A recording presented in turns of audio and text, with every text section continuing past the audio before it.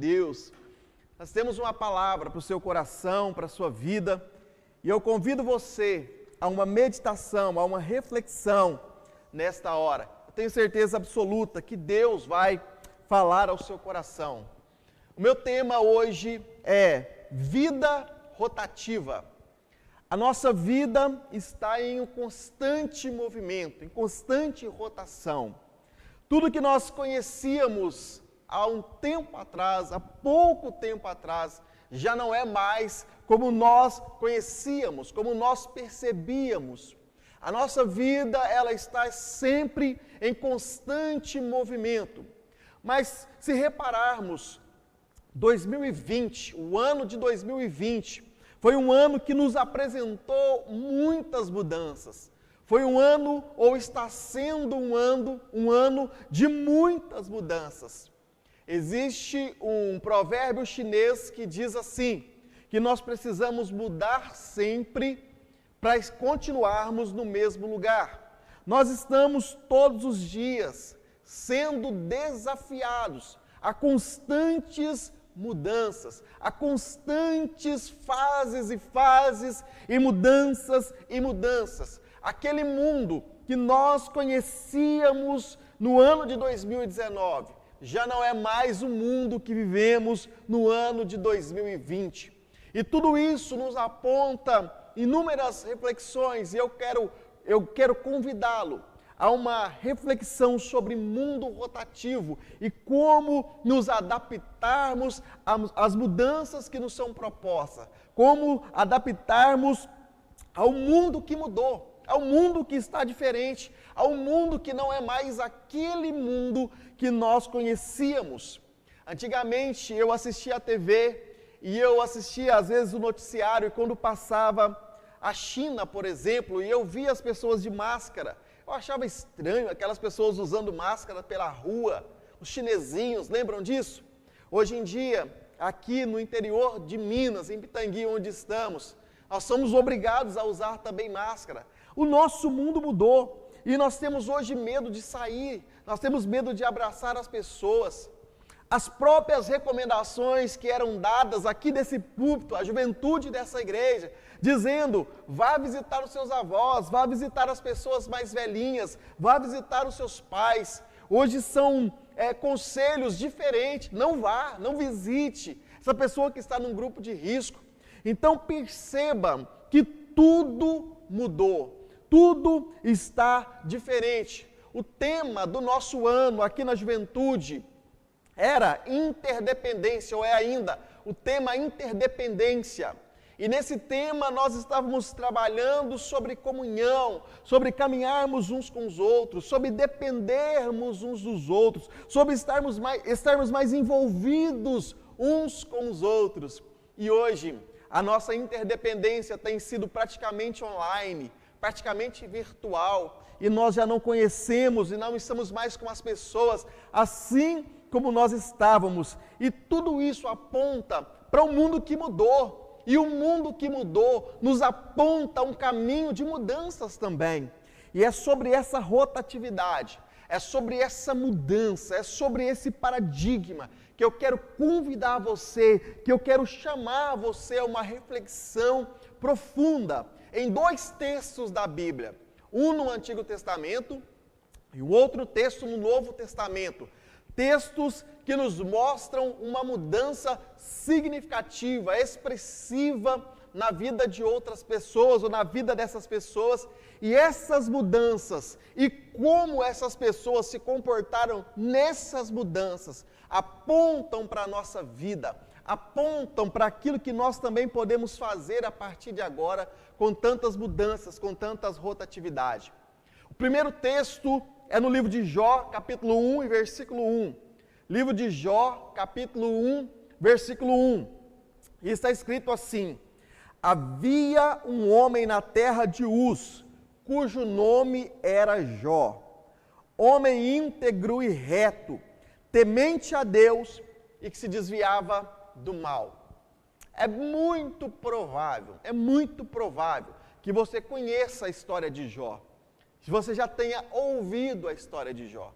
Mas a história de Jó se encaixa perfeitamente nessa rotatividade que estamos conversando aqui agora.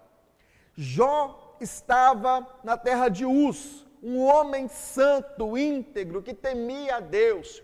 A sua vida era abastada e a Bíblia diz que ele era rico. A Bíblia diz que ele nasceu 7 filhos e 3 filhas. Então era uma família grande. Jó tinha muitos bens, muitas riquezas, uma casa próspera, uma casa bonita. Jó vivia num mundo onde as coisas caminhavam muito bem. Jó estava no momento da sua vida onde ele estava praticamente no controle de todas as coisas. E de repente, nós lendo o texto, lendo aqui, nós vemos que o mundo de Jó mudou, ficou de cabeça para baixo. Aquele mundo que Jó conhecia um dia anterior não era mais o mundo que ele estava vivendo agora. Deus permitiu que o inimigo tocasse nele. Deus permitiu que o corpo físico dele, que era um corpo sarado, fosse agora um corpo enfermo. Deus permitiu que as riquezas que ele tinha fossem destruídas e ele agora experimentou a pobreza. Deus permitiu que a sua casa bonita, a sua família bonita, os seus filhos assentados ao redor da mesa morressem. Deus permitiu que tudo aquilo acontecesse e aquela rotatividade mudou, transformou, mudou a vida de Jó de uma maneira significativa, a ponto dele olhar e não entender o que estava acontecendo. Perceba, queridos, uma mudança total na vida de Jó, uma mudança que o levou do 10 ao 0 em menos de poucos minutos. E ele agora já não era mais, ele agora já não tinha mais, ele agora já não servia mais, ele agora já não era mais quem ele era antes, porque tudo havia mudado.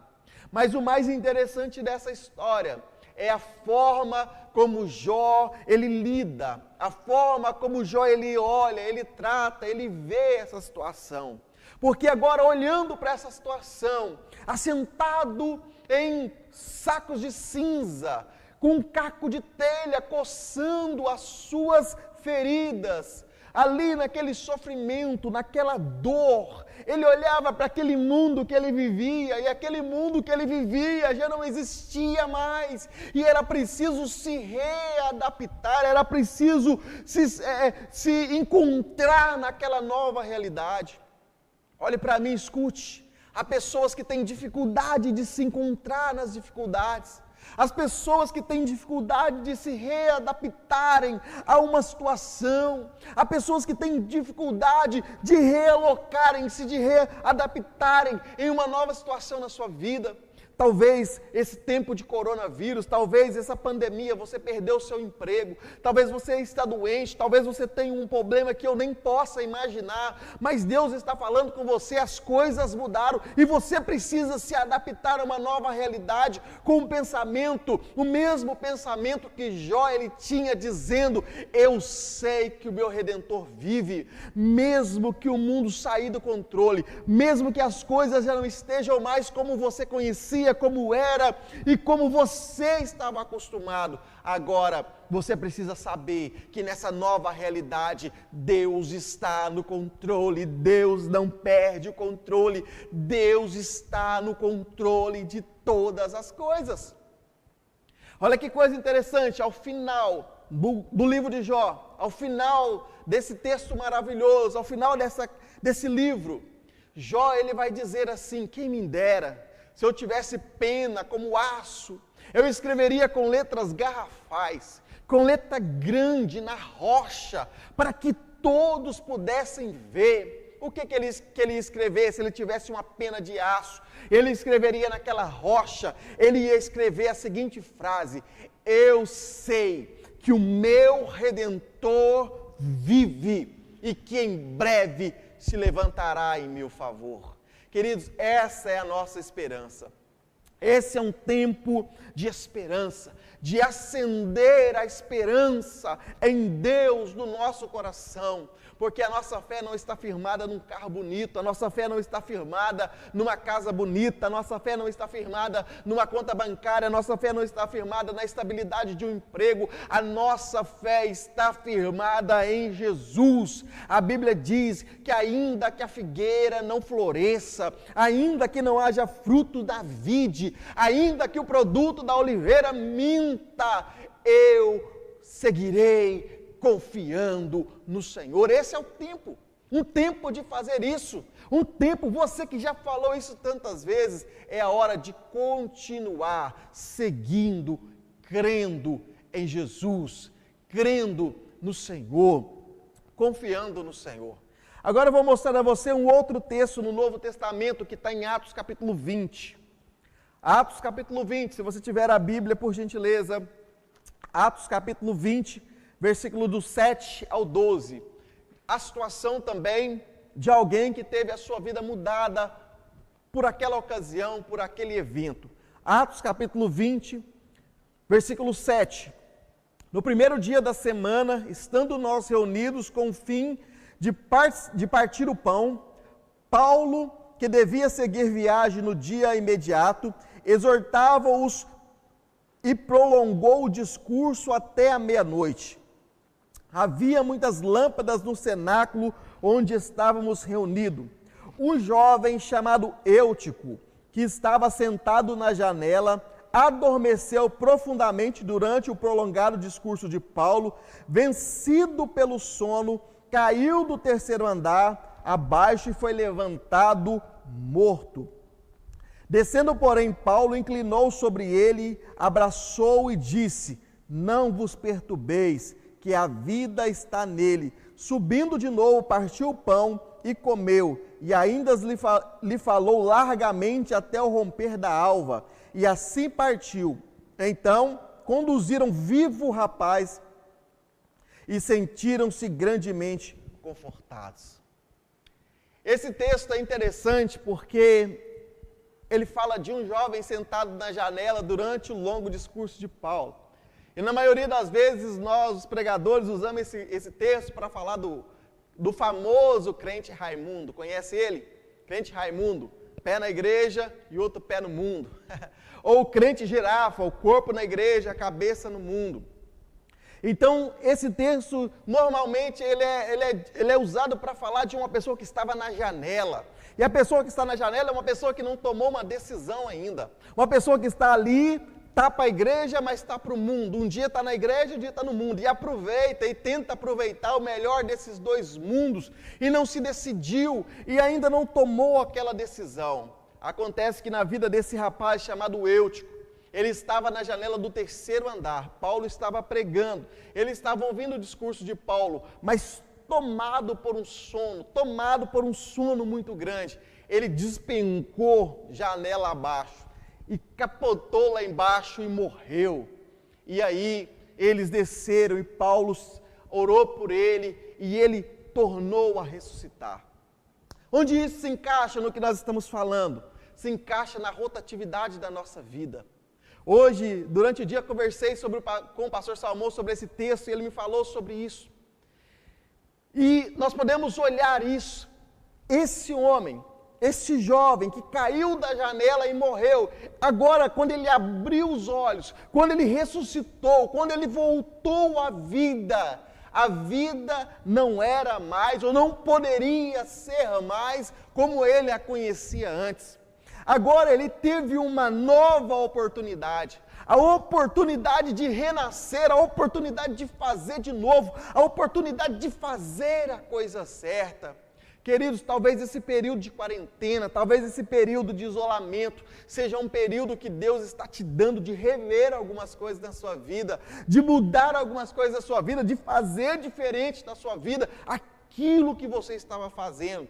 Talvez você não vai morrer, e tomara que não, mas quando acabar isso, ou quando passar essa fase, renasça para a vida com um olhar diferente para Deus, para as coisas de Deus. Talvez você tenha entrado nessa quarentena, sentado na janela da sua vida, sentado na janela, você vinha ao culto, você participa do culto, mas você não tomou uma decisão, você não se entregou para Jesus, você não deu a sua vida para Jesus, você não entregou os seus caminhos para o Senhor, e agora, durante esse período todo, Deus está te dando a oportunidade de mudar de vida. O mundo mudou, as coisas mudaram, as pessoas mudaram, e Deus te chama para também mudar, para também mudar para melhor. Eu vou fechar aqui dizendo que em um mundo rotativo, nós precisamos crer no Senhor.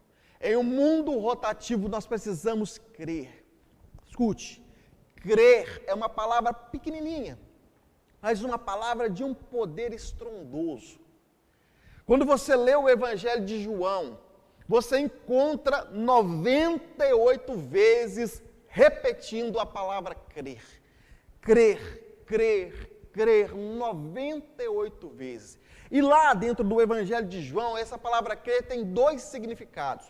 O primeiro significado é para aquelas pessoas que estavam chegando na fé, aquelas pessoas que estavam se convertendo a Jesus, aquelas pessoas que estavam conhecendo a Jesus, conhecendo a sua palavra. Então eles diziam para eles: creia no Senhor Jesus, creia que Ele é o caminho, creia que Ele é a verdade, creia que Ele é a vida, creia que sem Ele você não pode ir para o céu, creia que Jesus ressuscitou dos mortos e está vivo. Então, para aquela pessoa que estava chegando, era esse crer. Creia em Jesus, confie, creia, acredita nele.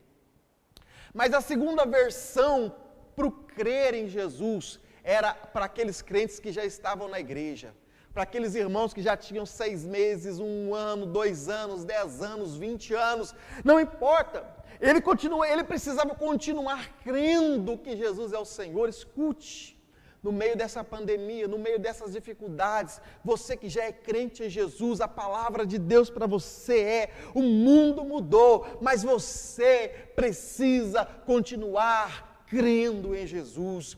Creia que Ele não mudou, creia que Ele é o mesmo, continue acreditando que Ele é Senhor sobre todas as coisas, continue acreditando, não deixe de crer agora, só porque o barco está balançando, só porque as ondas estão grandes, e quando as ondas estão grandes, a nossa reação é parecida com as dos discípulos: Senhor, salva-nos porque vamos morrer.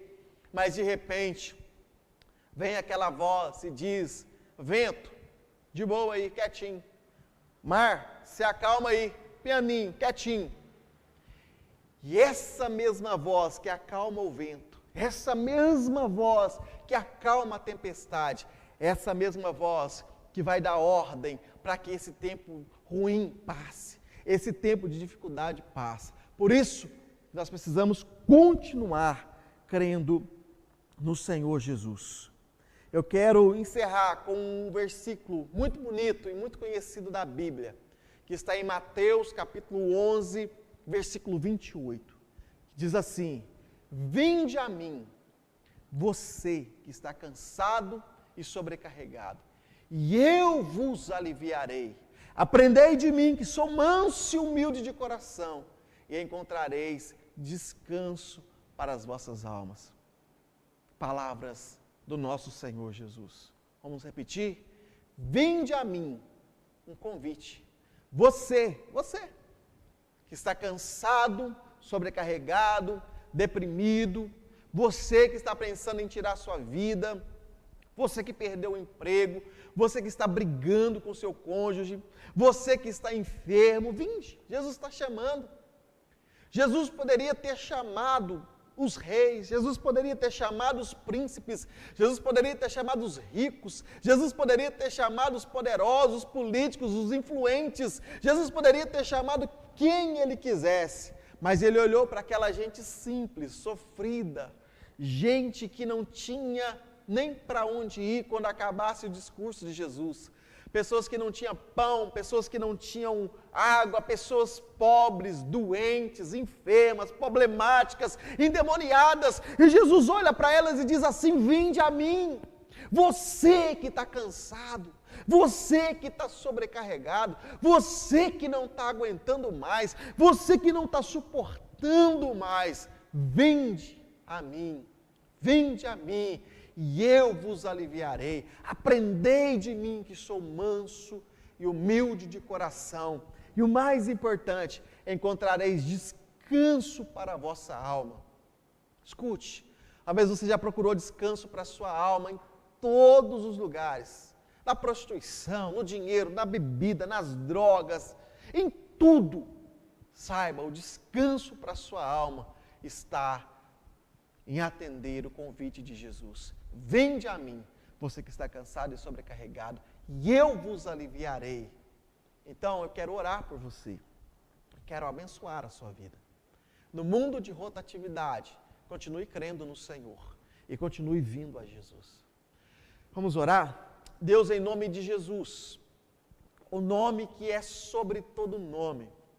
Nesse nome nós oramos agora por cada pessoa que está vendo esse vídeo até agora. Deus, toque neste coração, toque nessa alma, alivia esse